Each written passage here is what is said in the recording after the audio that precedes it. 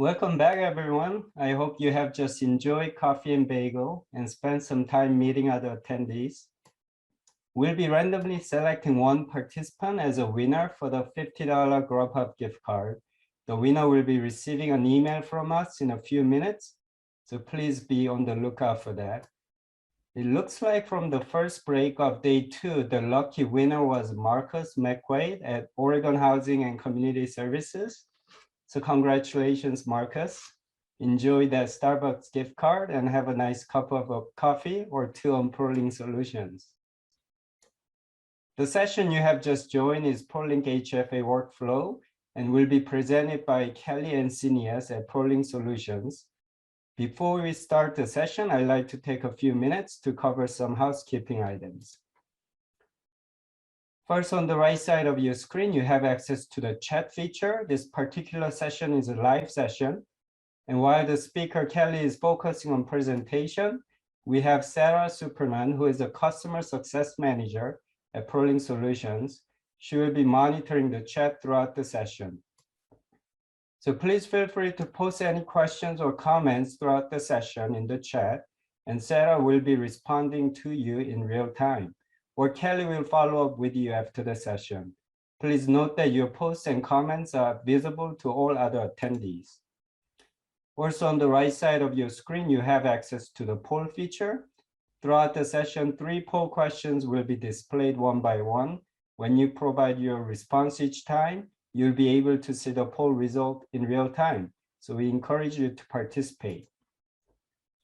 This is where you can download a copy of Kelly's PowerPoint. You can download anytime before, during, or after session. So now, without further ado, I will introduce the session speaker, Kelly and Cineas. She's a customer adoption manager at ProLink Solutions. She's been with us for over 15 years, and I'm sure many of you have interacted with Kelly over the years. She'll be covering the topic of ProLinkHFA workflow today. So Kelly, you can share your screen now, and please take it away. Thank you, Ryan. Welcome, everybody, to ProLinkHFA workflows. Let's dive right in here. Oops, excuse me, I apologize. So some session objectives here.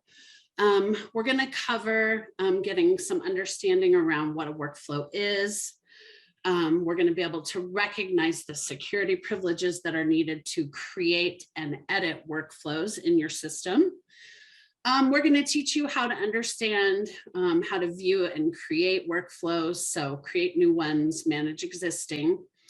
You'll also learn how to add document templates to your workflows, as well as you'll learn how to add checklists to your workflows. And then finally, we'll give a few tips on troubleshooting workflows. So let's start out with understanding what a workflow is. And I want to take just a moment to speak to kind of the layout of this session and kind of the intended audience here. So you know, this is workflows, right? This is everything about workflows. So we are going to be focusing in our admin panel, right? And so typically for most of you, that's probably a reserved area for your ProLink administrative folks within your agency. You know, as a kind of regular everyday business user, you probably don't ever access the admin panel. And I understand that. And so I recognize that some of the screens and the concepts that you're going to see today, they might be brand new to you. They might be a little bit technical, but I want to say that, you know, for business users, I want you to see what workflows look like, what they consist of, and not with the intention that you would be the one, you know, maintaining these or creating them from new, but I want to get your creative wheels turning. I want you to start to understand what you can ask for in terms of these workflows.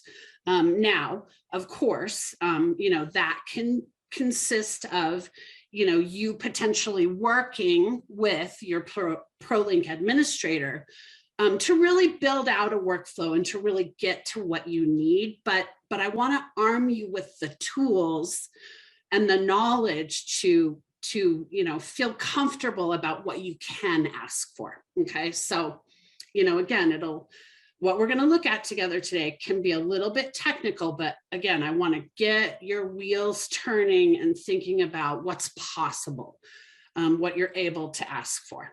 Okay, so quick note there. So let's move on. We're going to learn how to understand what a workflow is, and we're going to recognize and talk about and look at some kind of real life examples in workflow. So what is a workflow? What is this thing that we're talking about, workflow? This is a method of functionality within ProLinkHFA that allows you to build out workflow items that can generate emails automatically for you, okay? You can build these workflows based on particular conditions that we'll talk about right here. And you can also specify who the recipients are of those emails. And we're going to dig into what the recipients look like, so I won't detail that right here. We'll hit that a little bit later on. But let's talk about what are these specified conditions? What does this mean? So this means that you can do things like add template documents to deals or properties. We'll look at an example of that here in a minute.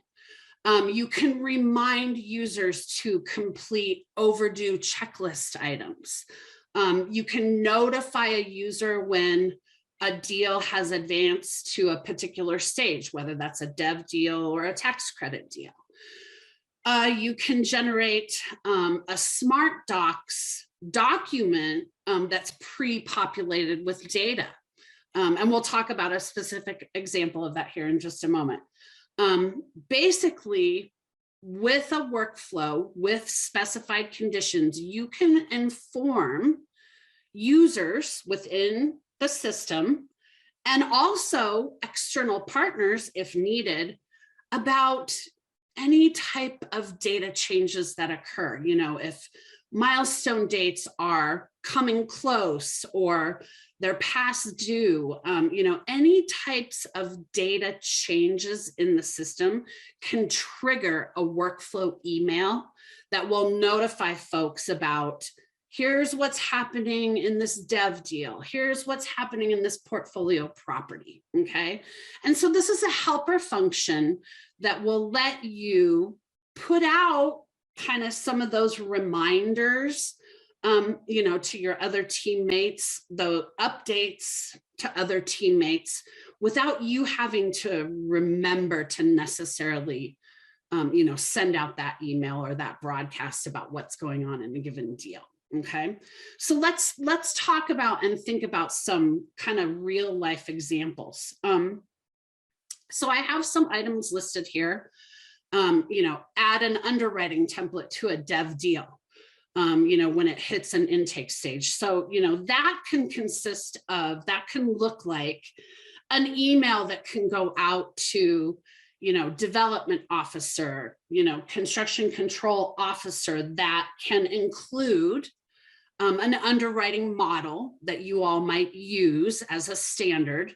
The email that would go out in that type of workflow can include that underwriting template with data populated about the particular dev deal. Because remember, a workflow can include a Smart Docs template where a get is performed on that template, and then it is attached to the email and then sent out to the recipients. So those recipients would get the email that says, hey, dev deal ABC has moved into the intake stage. Here's the underwriting analysis attached with some of the information populated. And remember that underwriting template, the way that thing is populated is it's pulling the data off of that dev deal that was populated into the dev deal via your funding application,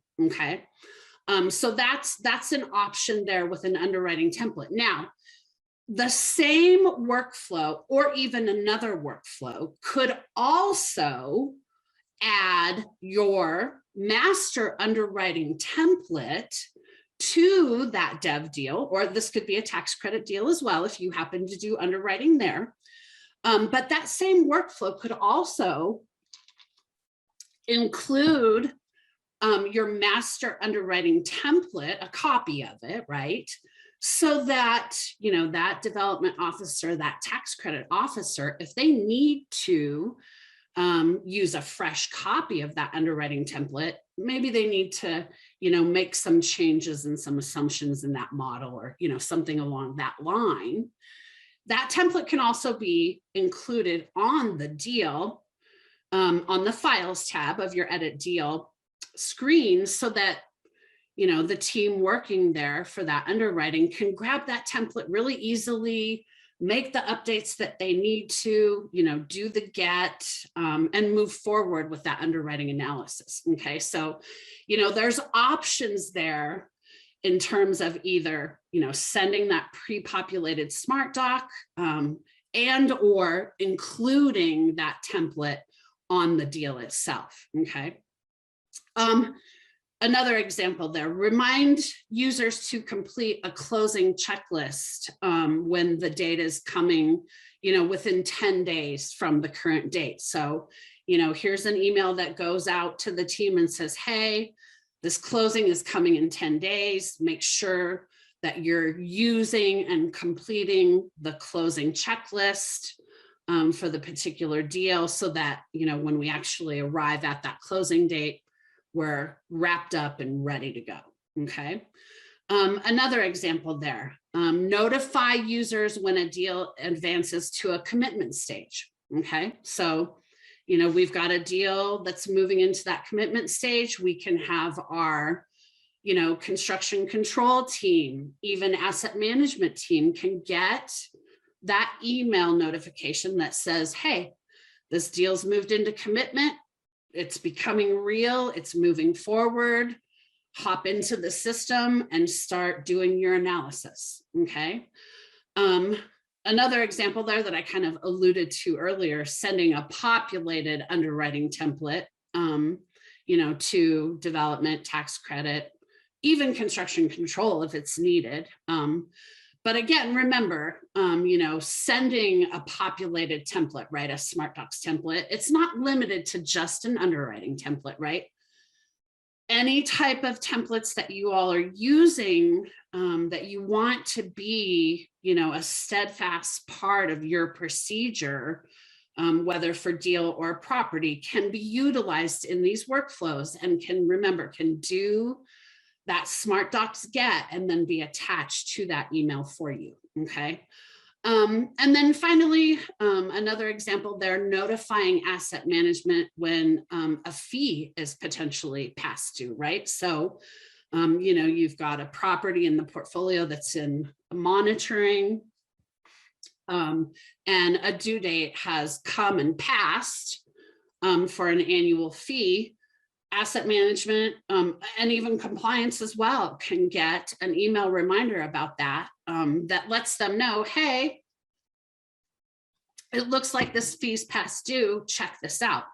That gives whoever's responsible the opportunity to hop into that property, take a look at that fee for that particular year and determine, okay, is this fee really past due? Do I need to reach out to owner, management agent, and have some communication there about what's going on? Why haven't you paid your fee?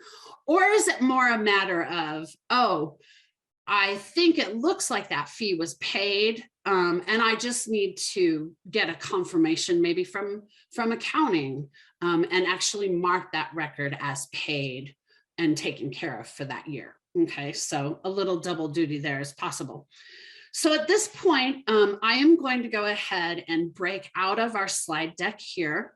And I'm going to go live into the system. Now I'm in my demo environment. A lot of you have seen this throughout the conference already this year. And, this is typical kind of where we are crashing around doing training and whatnot. So before we move past this idea of kind of real world examples, I do have a few workflows here that I want us to look at together live in the system to see just a little bit more detail about potential real world examples. So I'm doing a filter here in my workflow listing to take a look at workflows that are using something, one of my dev objects, or, think of object as kind of equivalent to screen, if you will, in the system.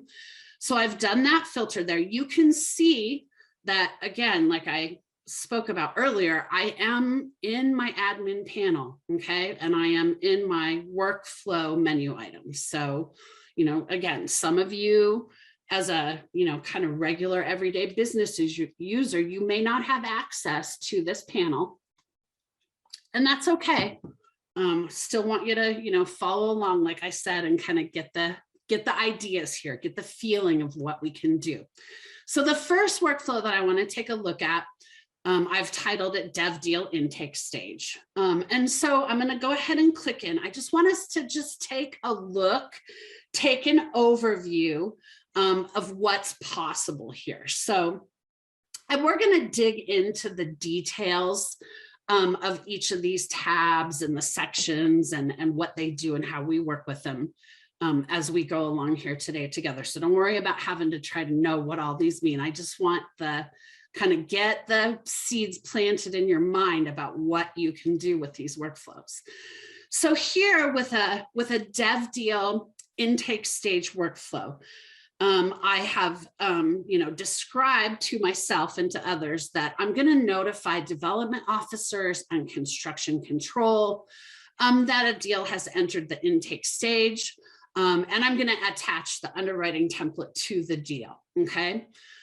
So the way that I'm doing that is I'm saying, hey, ProLinkHFA, send an email to the folks that I specify when I have a dev deal in the system that has a stage equal to intake, and the status is not dead. Okay, so what this means is that when there's an edit to a deal and that stage changes to intake, go ahead and send this email message and attach this underwriting template to the deal.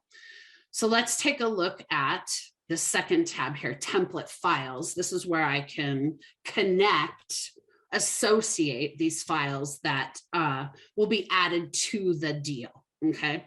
And we'll look at the deal in just a minute so that I can show you where that template file from a workflow ends up in your deal. How do you access that once it gets there?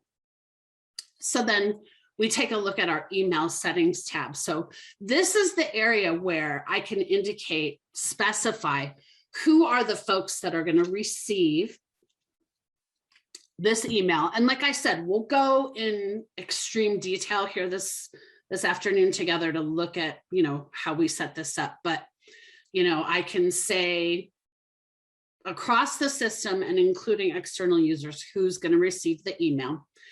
I get to indicate the subject of that email message. And you'll notice that I have this kind of funny looking field here in my subject area.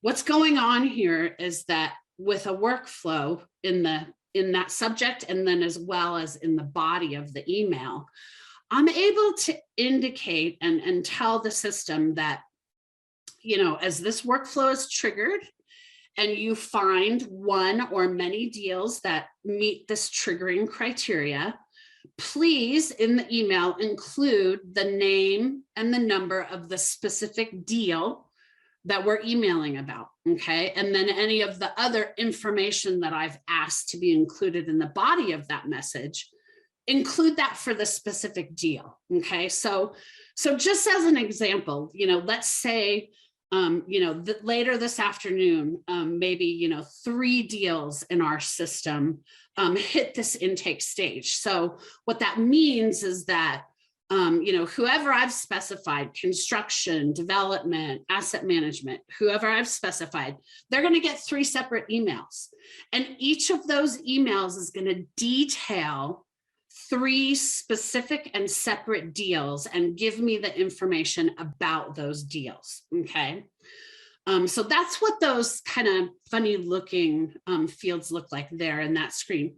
I have the opportunity as well to include an application link below in this attachments grid. This is where I can specify to include that Smart Docs template that can be populated and the like. So that's just an example of that possibility of the intake. Deal has hit an intake stage.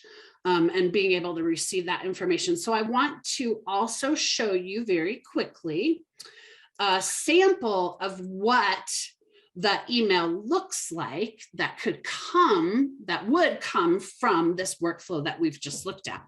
So remember, and this is an email that I just, I sent it to myself, right? I included myself in that workflow. So I make sure that I got that. So here we can see that subject line, right? That we defined in that workflow. And so remember that we had that kind of funny looking field that was going to give us our deal name and number. So you can see here in my subject line, there's my deal number and my deal name. Okay, so that's what that looks like, right? When one of those recipients gets this email, it's actually telling them, oh, hey, it's Lone Tree Apartments deal. Okay. And then again, I included that same information there in the body. And then if you'll recall, I had, here's the development officer, here's construction control, and then any kind of direction or other information that you want in the body of the text. And then there, of course, is that link for that recipient to kind of click into the system and get into that deal. Okay, so that's what those email messages look like as they're generated by that workflow. Okay, so let's take a look here at another example. That was remember, that was a dev deal example. So let me clear out that filter, and I want to look at now an example for a portfolio property that could be a real life workflow that you might want to use. So this one I've titled Any Contact Change on a Property, okay? So what we're talking about here is when there is a change on any given entity that's assigned to the property, when we change the contact on that entity, I want an email to go out to the specified folks, asset management, program compliance, servicing. And I want to tell them the information about this given property and what is going on. And you can see that within the body of this particular email message, we got a little more detailed, a little more complex, if you will. And we're indicating to the recipients that here's the contact as they now stand because of this change. And then here's the previous contact. Okay, so letting them really see in the body of that email message what that change was. Here's what it was, here's what it is now. So let me show just a quick example as well of what this email looks like, just to see a few more fields populated there in the email and kind of get the feeling of what that looks like. Let me this email open for us. So here you can see, it's my subject line says, hey, there was a contact change made on this property. It was Kelly who did this change. So if you have a problem or you think she shouldn't have done that, that's who you contact. And then of course, some property information, the HFA number, the name, the actual entity, right, that the contact change was made on. And then like I pointed out, right, here's the current contact. So Kelly made this change and she changed the contact to John Adams for Acme Property Managers. And then the contact that was previously selected for Acme property managers was Jim Smith, okay? And then again, who updated that, okay? So again, a real world example there of, a particular workflow that you might use, you might find helpful within your agency, okay? Now, I want to take us in and look at one more example here before we kind of dig into the guts of these things. I'm going to go back to a filter here for my dev types of associated objects. And I want to look at this workflow that I have. I've called it Dev Draws Approved on Monitored Properties. Now, what we're looking at here is I want to know when I have a scenario where I've got a property existing in the portfolio potentially. There's a second dev deal, right, that's coming in. They need additional funding, whatever the scenario, whether they're expanding the property, whatever the scenario is, but they've come back to us. We're working in another dev deal with them. And I want to know about approved draws, when draws are approved, when this property is already in my portfolio and I've marked it as I'm monitoring, okay? And the reason that I want to show this example is because this gives a little bit of a highlight to this concept that we have available within workflows that's called SQL pre-filter, okay? And I'm not going to dig into much more detail today than just to kind of show you that this is possible and show you that this is available. This is a methodology where you can you can use SQL query language, right, which is database language, to kind of dial in and go after the item that you're trying to send this workflow email message about. So in this case, what we're doing here is with this workflow, we're going into the database and we're finding actual draws that we think we might need to send this email about, that have some deeper, more complex criteria to meet what I'm going for. And this is complex criteria that I can't necessarily build using my criteria section, okay?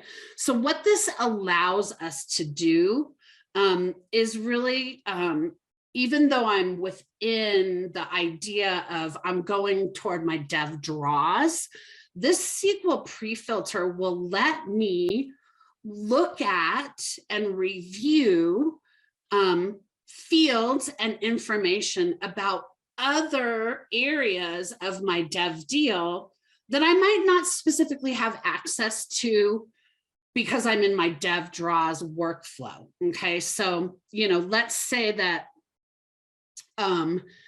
here what I'm going for specifically is that I'm saying, okay, here's this draw that's been approved. I want to make sure that I have a property associated and then I have that property marked as monitored.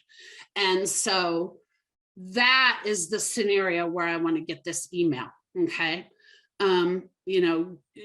Again, using this SQL pre-filter to execute or to apply criteria to items that are not available in the regular object or the kind of relations that I'm working on in this object, but are still related to my deal, okay?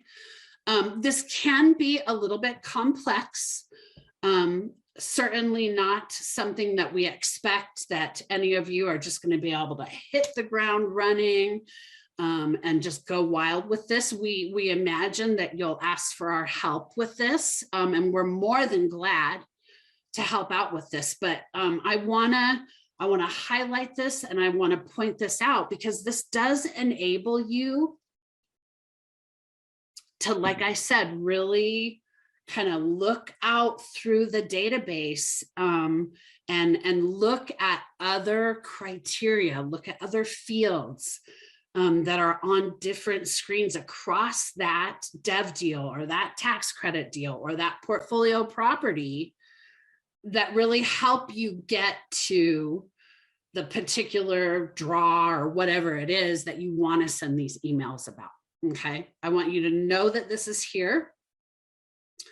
You know, so if you're thinking of a possibility of a workflow and you think, gosh, this idea that I have, it could be useful, but I think it might be a little bit too crazy, a little bit too complex.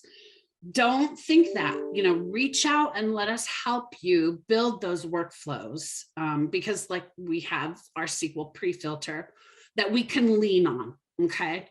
And again, you know, don't be shy to, you know, ask for help and, you know, let us get in and help you figure out what that pre-filter is going to look like, okay?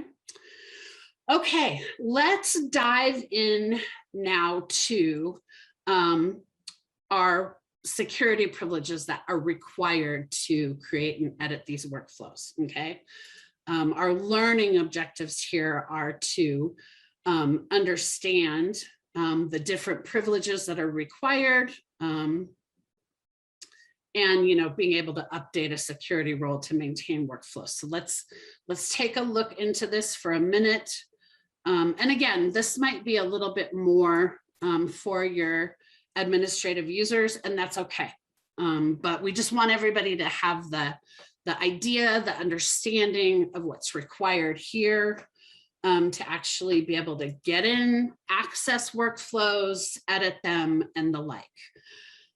So the privileges, there's a good handful of these, and I've got these listed in the slide deck for you, so don't worry about having to try to memorize, you know, kind of these privs that we look at today, but I just want to give a highlight, kind of put the bug in your ear, give you a reminder of what's required here. So, you know, one area that you want to make sure that, you know, whoever's going to administer your workflows, you want them to have, if you see kind of middle screen here, these checklist, viewing, modifying, deleting, you want your workflow administrator to have access there. And that's so that they can associate, you know, checklist templates to workflows when needed. A couple of other areas are going to be actual workflow privileges. So as I scroll down here, we can kind of start to see here mid-screen, there's a handful of other workflow specific security privileges that, again, your administrator is going to need to be able to access and edit and maintain and create these workflows. Okay, there's, you know, your standard view, add and modify, delete, the workflows themselves, and then of course the workflow files that gets us that access to be able to add those template documents. Okay, and then remember as well that whoever is responsible in your agency to maintain workflows for you, they're going to need access to the actual admin panel itself. Okay, so again, those are the privileges inside of a given role that are going to get you the access that you need. Okay, so let's head on in now and let's take a look at viewing and creating these workflows. Our objectives here are to be able to view a workflow, to be able to create a new workflow, and to configure the email notifications for a workflow. Okay, so again, I'm in my admin panel.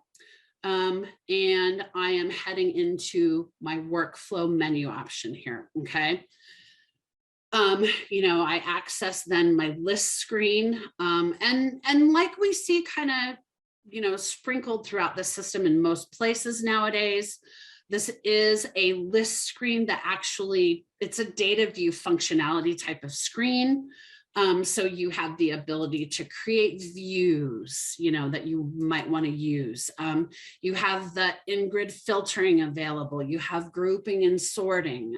So just know that, as you're working on this list, you do have these options and these availabilities for you to work within this list screen, okay? And so then, just like typical list screens that we see throughout the system, if I want to work on an existing workflow, I can, click right on a row, just kind of like you saw me do earlier as we were looking into some of these existing workflows. Click on that row. There I am. I'm at the edit screen. I have access there. I can do a cancel to return to that list screen. And then to create a new workflow, I have my new button in my top toolbar. So I'm going to go ahead and click that new button. And let's take a look at what does it entail? What do I have to do to actually create a new workflow?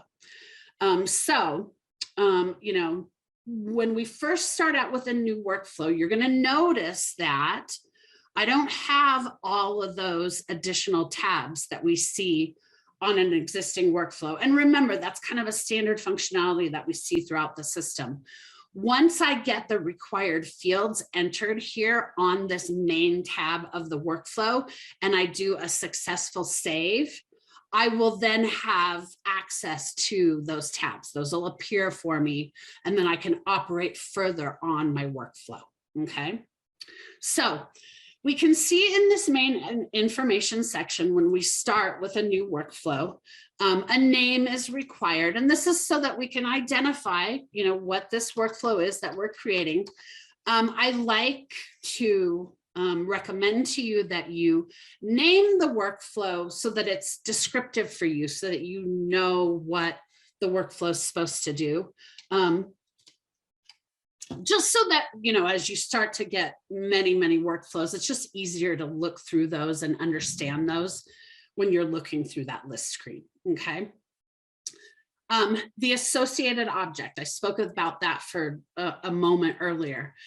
Associated object, again, this is what you think of as basically like what screen throughout the system do you want to build this workflow on? What screen in the system is going to have the fields, the data that's going to trigger this workflow for you, okay? So I'll go, and you can see as I'm kind of scrolling here through this associated object dropdown, this is like everything in the entire system, right?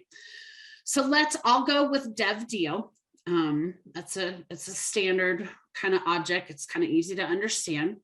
So once I've selected that associated object, I need to select my schedule type, okay? So what this is telling us, what this tells the workflow is, are you gonna do this email or attach the template or attach the checklist based on an event trigger? And what event trigger means is when some field in the system is updated or a new object, associated object is created. So, and we'll look at that here in just a sec.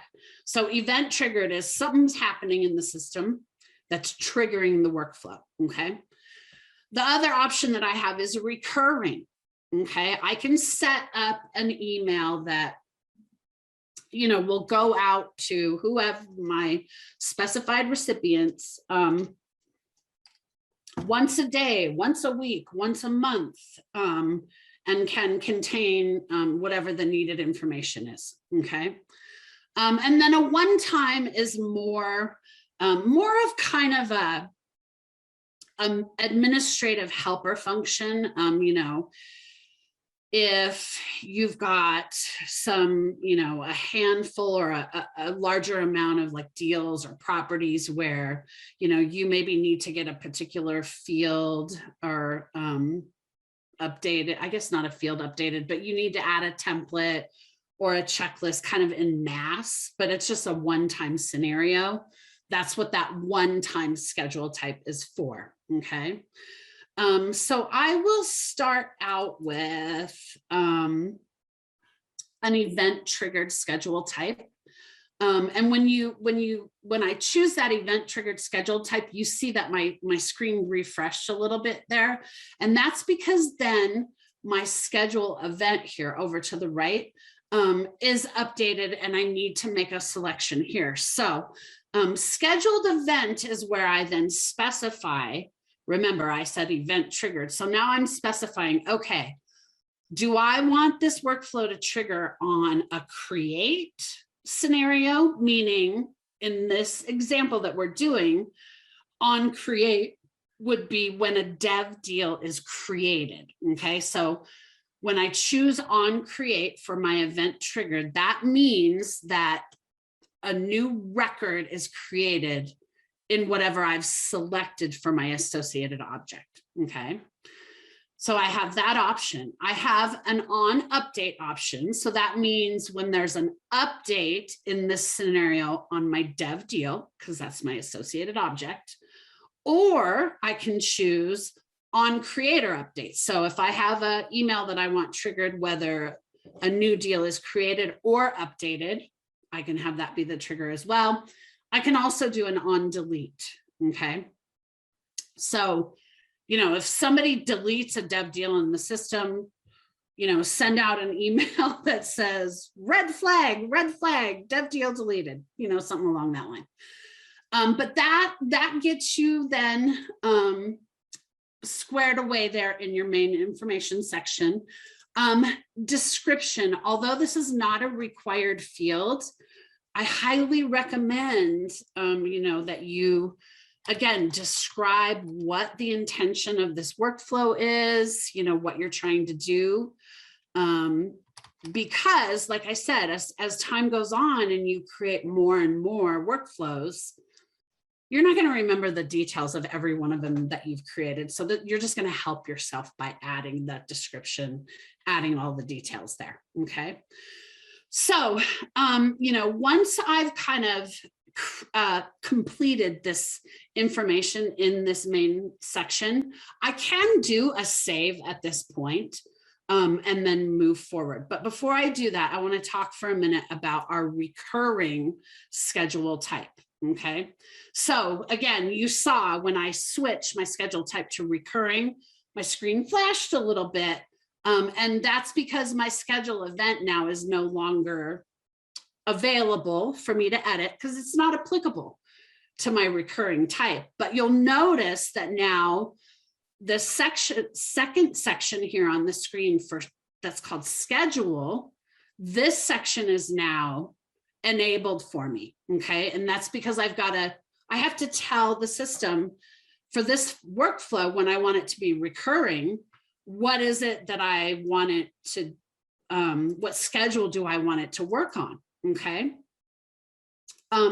So that I have options here, kind of a lot of options. I can choose a daily schedule.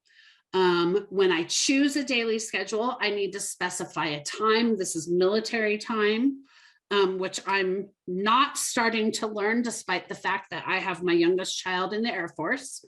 So you'll pick it up somewhere along the way and we'll help you figure it out. But you do have to specify a time for your daily periodicity, right? We're creating a schedule here for our recurring workflow type. I can also choose weekly. When I choose weekly, I need to specify which day of the week I want this workflow to trigger. And again, I still need to include the time of day when this workflow will trigger and send out the emails or whatever we've asked it to do, okay? And then finally, I can do monthly. And when I choose monthly, you can see that middle section there switches from days to months, okay? I can choose as many months as I want to. I could do something like a quarterly selection here. That would be, choosing those end quarter months. And then I have to specify the day of the month as well. When I want this email to trigger. And I still need to include the time of day that I want the email to trigger. Okay, so a lot of options there that you can choose in terms of recurring, and you'll also have availability for the scheduling when you choose one time. Okay, but a lot of options are available there when you're choosing that recurring or one-time schedule type. Okay, so I'm going to switch back to an event triggered type here. And I'm going to do an on update, and I'm going to go ahead and do a save at this point because I want you to see what kind of, those other tabs become available. Now, one item that I want to indicate and talk about at this point in building your workflow, if you begin specifying your criteria here, you'll have to add at least a somewhat complete, at least single criteria once you start editing this in order to be able to save. And so that's why for me, and I recommend, do that save action once you get that main information and schedule information recorded there, because then that gives you kind of the luxury to go, okay, here's my base record. Now I can start thinking about my criteria and then, my email settings and those other things that come along with the workflow.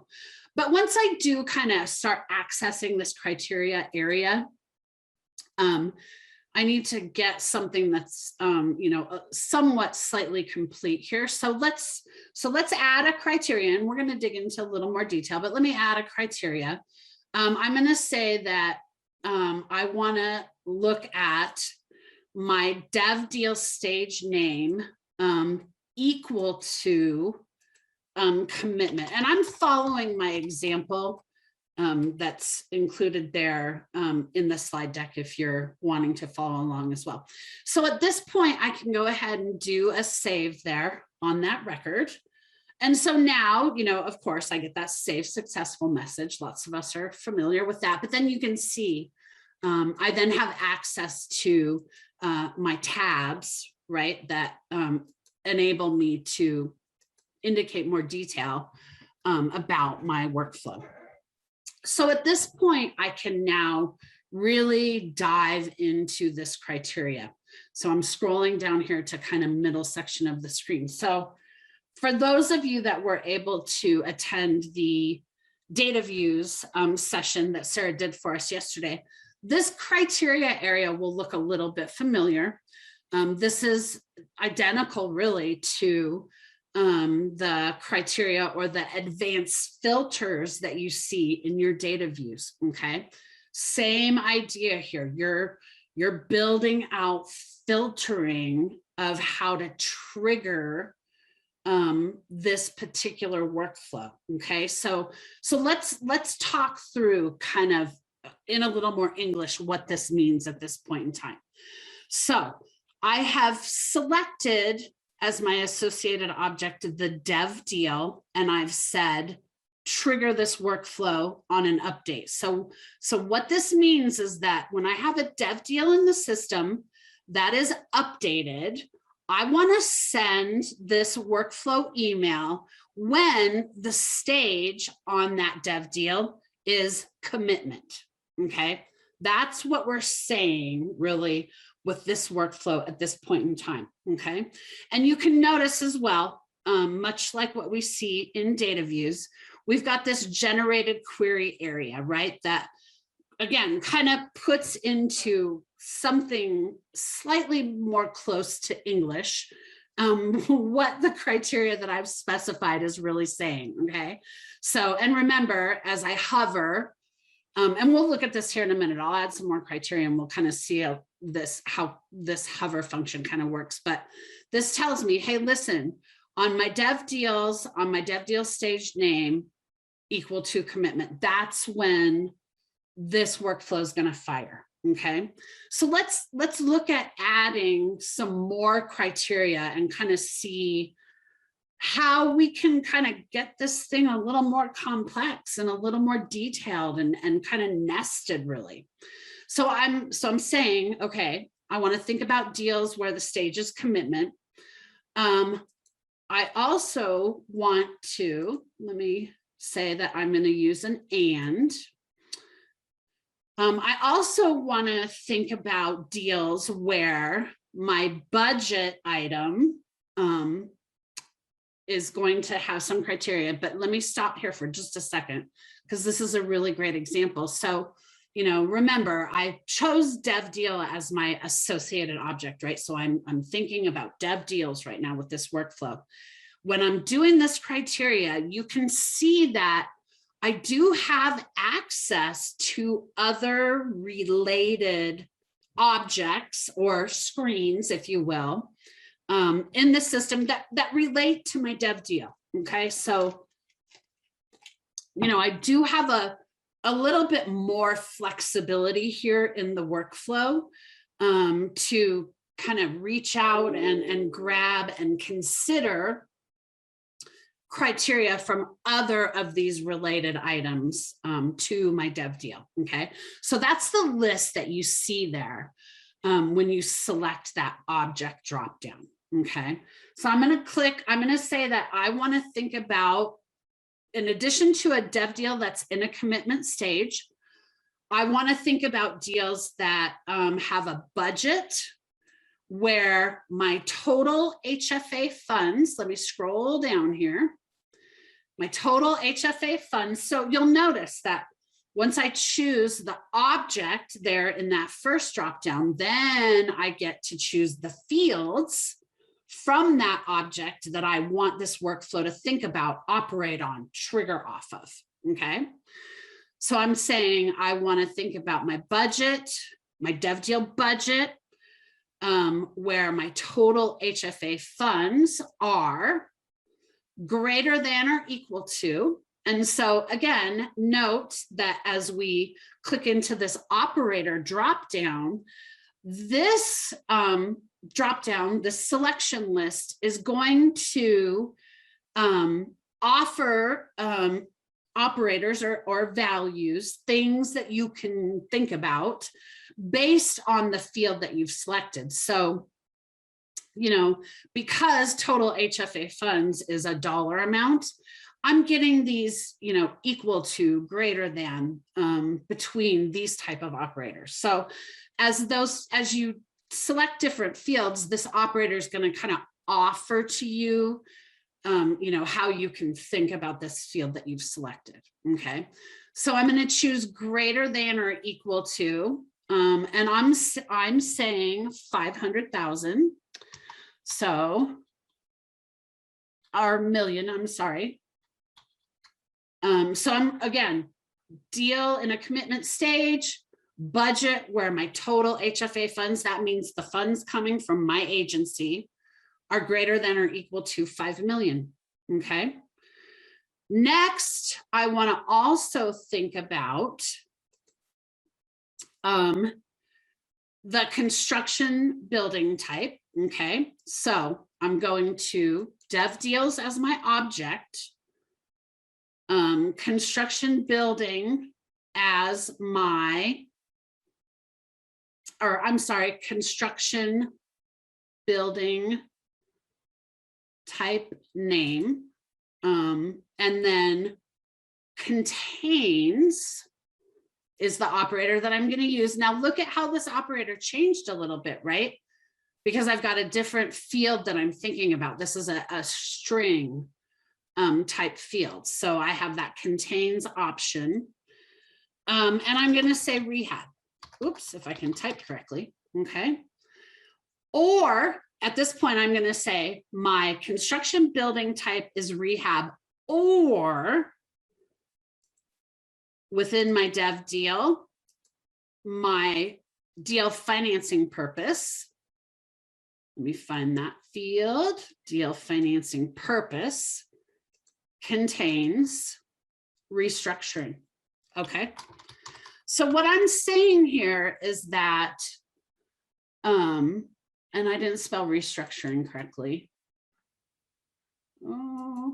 So what I'm saying here, I can't type and talk at the same guys. Let me get this going. So what I'm saying here is I want this workflow to trigger based on deals that are in the commitment stage.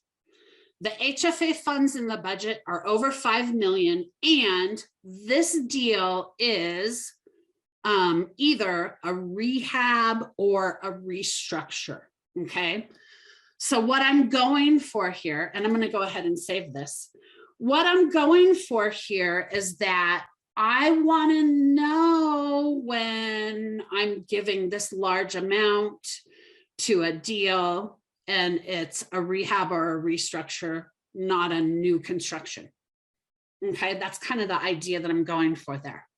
Okay, and so again, remember that we talked a little bit about I can hover then over the areas of this generated criteria. And when I hover and get that highlight, I also get the highlight above in the criteria to let me know which item is being described in that generated criteria. Okay. So Ryan has given me the 5-minute warning. I'm going to go over on this session a little bit. And so remember that these sessions are recorded. If you want to stick around and keep seeing this workflow stuff, please do. If you need a break, that's totally fine. This will be recorded. You can pick it up later. Or if you want to, if you're anxious to get into the afternoon tea, chips and drinks rooms too, I totally get it. But I'll keep going here so that this is recorded and so that this is available for you later on to pick up and listen to as you want to. Okay, so Ryan, don't shut me down. So next we want to take a look at our email settings tab. So remember, there's really 5 sections here that we need to think about.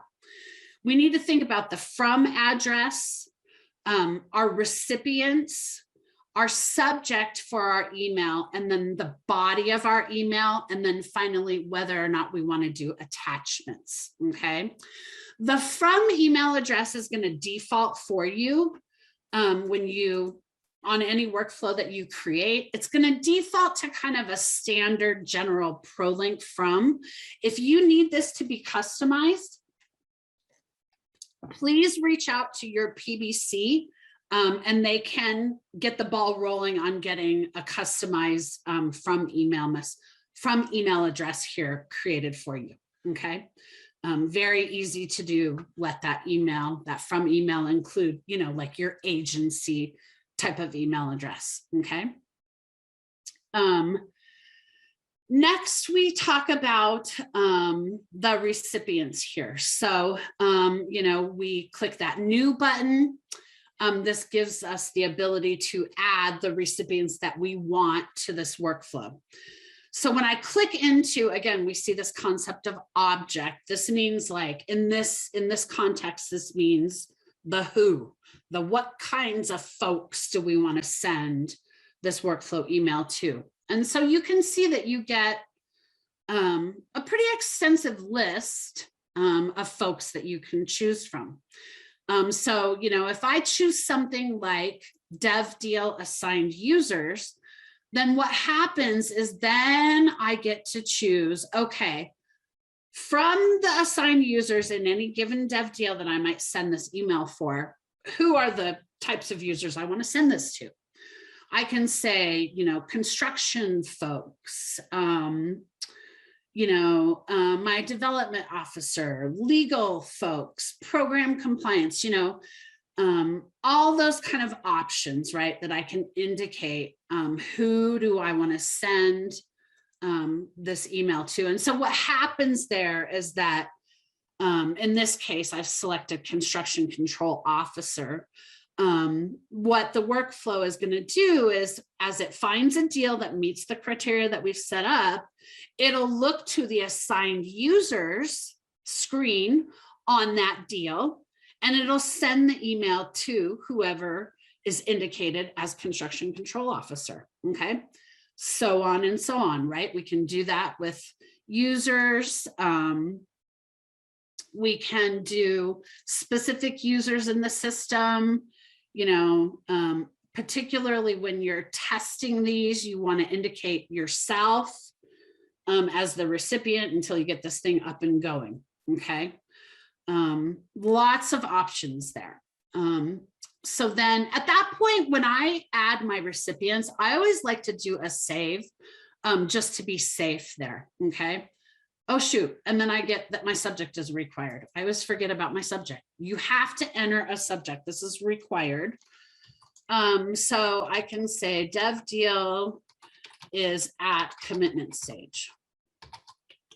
And we can always come back and update this if we need to. But then I can do my successful save. I feel like I've done the work to add the recipients. I want to save that work. And then I can keep continuing on. Okay. So again, as we move into the subject here,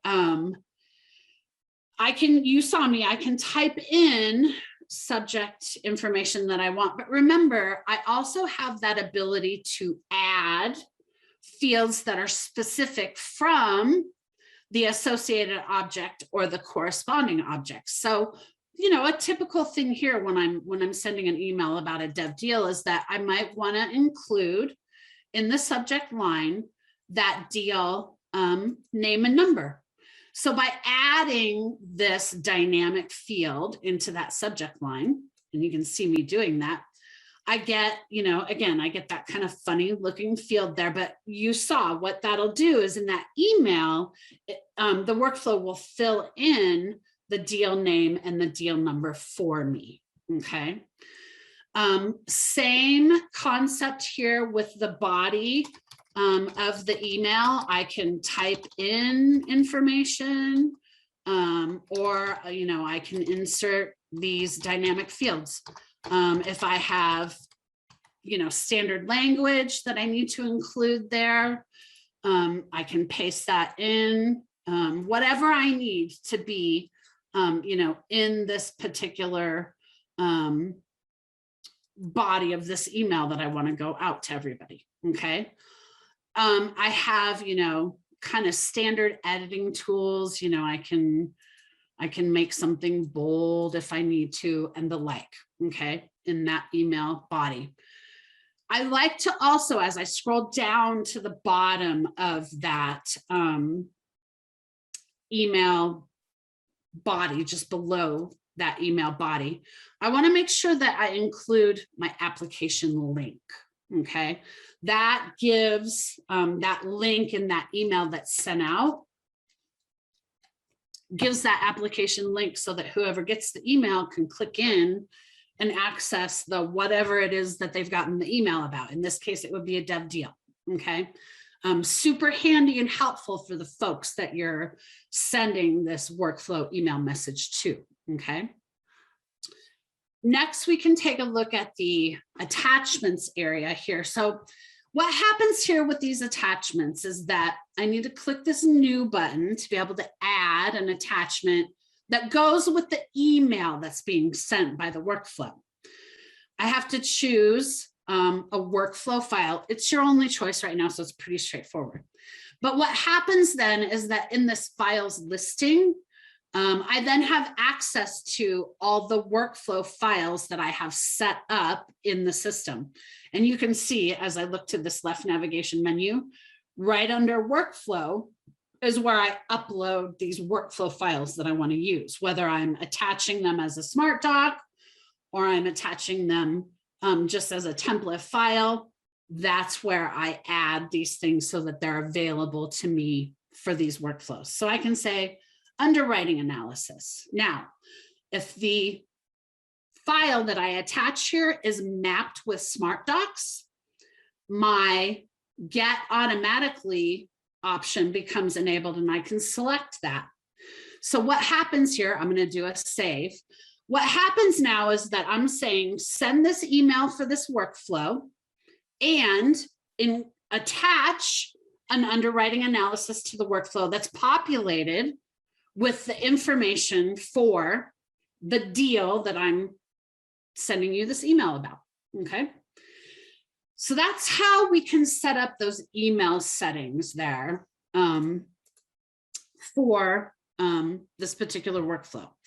Now let's take a look for a minute at our template files. So remember, I said that we have to have both those attached files and these template files have to be defined over here in my workflow files. Let me click in there for just a moment. You can see this is just a listing of the files that I've uploaded and made accessible to my workflow. There's more detail in this slide deck about how to do that, but because we're really short on time, I'll just give you that view of that listing, and you can dig in later and let me know if you have questions. But as I click into that template files tab, I then can click that new button. I get a search modal. I can search for the file that I want to attach. Let's say I say underwriting analysis, and I can do add selected and close. So now what happens is that the template, this is a template for an underwriting analysis, will be associated to any deal that triggers this workflow. So let's take a look at what that looks like and where do I see where that underwriting analysis template is going to land on a deal that triggers this workflow. So you can see I navigated to my Lone Tree Apartments deal. I come into my edit deal screen, and then I head into my files tab. I can see that at the lower portion of my files tab, I have this workflow files area. This is where those template files will be attached to your deal or whatever thing it is that you're building your workflow for. That's where those template files will be added for you, for the team to access and use. And that's just a quick and easy way when deals or properties are created to supply your standard templates to the team that they need to use for their work so that they don't have to go chasing down on a network drive or something. Where's the latest template? What's the latest version? You know, it's just a super, super convenient helper function to get templates out to people at the time that they need them. And it helps as well that it kind of lets your workflow files area in your admin panel become that hub, that area to really store all your master templates. Okay, just kind of simplifies things and helps everybody tremendously. Okay. So next, I want to take a minute and dive into checklists and the ability to attach a checklist template to a workflow. So, you know, same ideas with the template document with the general workflow. You know, when my deal hits this commitment stage, I can add a templated checklist to that deal so that it's just there on the deal. And whoever's, you know, taking over, whoever's in charge at that point, then has that checklist to use and guide them through what they need to do for the stage of the deal. Okay. The checklist templates are maintained, you know, just right here as I look to my admin menu panel in my checklist templates area. Just similar to how I maintain my regular checklist templates, okay? So Ryan is indicating that we're gonna get turned off here in just a minute. So again, I wanna thank you all for attending this session today. If you have questions or, you know, you need more detail, please reach out to me directly if you need to. And, you know, find more detail in that slide deck. Thank you all so much. And I apologize that I ran over. Real quick, we have one final session left on this conference, which starts at 12:30 p.m. Eastern, which is 5 minutes from now.